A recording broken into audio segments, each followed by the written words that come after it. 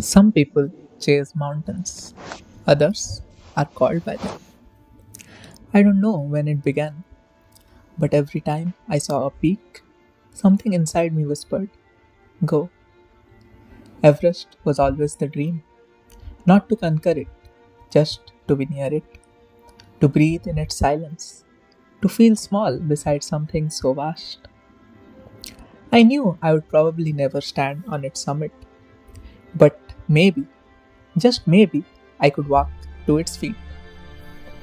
And so we did, 11 of us. Friends, strangers, stories that had not crossed paths yet. Led by one trek leader, three guides, and that invisible thread that ties people together on a journey like this. Day by day, step by step, through forests and suspension bridges, past prayer flags and spinning wheels, we began to rise. 11 of us, different cities, different lives, but on this trail, those differences faded. Some bonds are spoken, others are formed in silence, like when someone pulls out a water bottle for you at a rest stop without a word. We laughed, we coughed, we kept climbing. The air grew thinner, but trust grew thicker. And above us, always watching, stood Amadablam.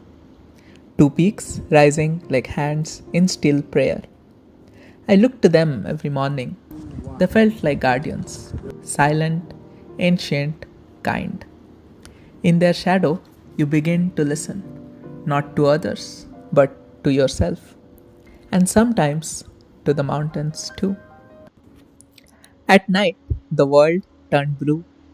The moon lit the snow caps, the stars came closer, and silence wrapped around us like a second blanket. I have always loved the night sky, but here it was not above you, it was with you.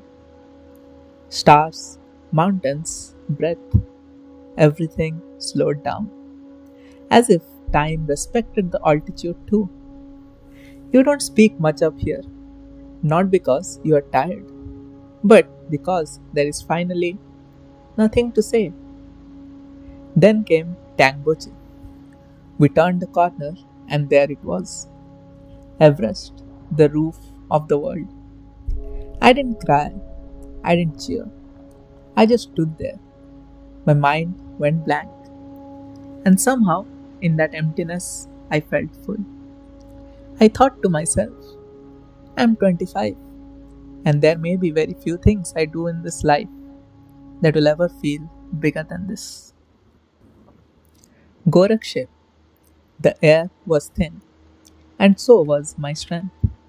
I was hurting, somewhere inside, somewhere twisted.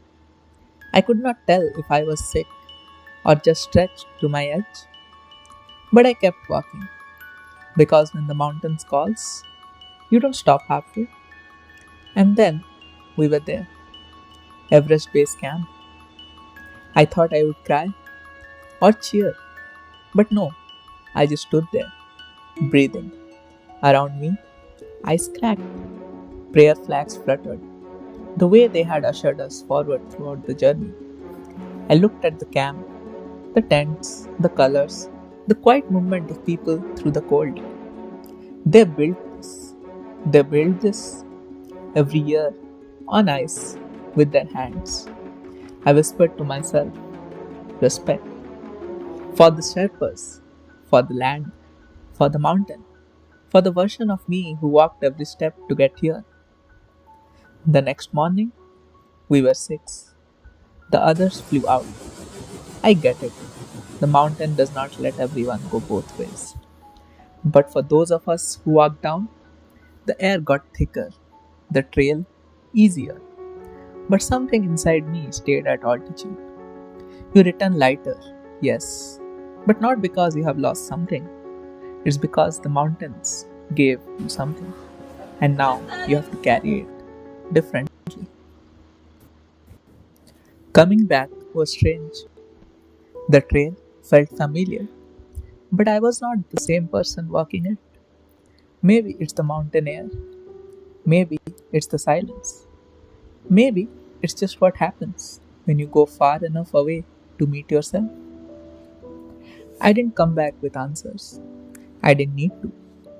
I came back with something quieter: stillness, memory, a promise to never forget what it felt like to stand at the edge of the world and feel small in the best possible way.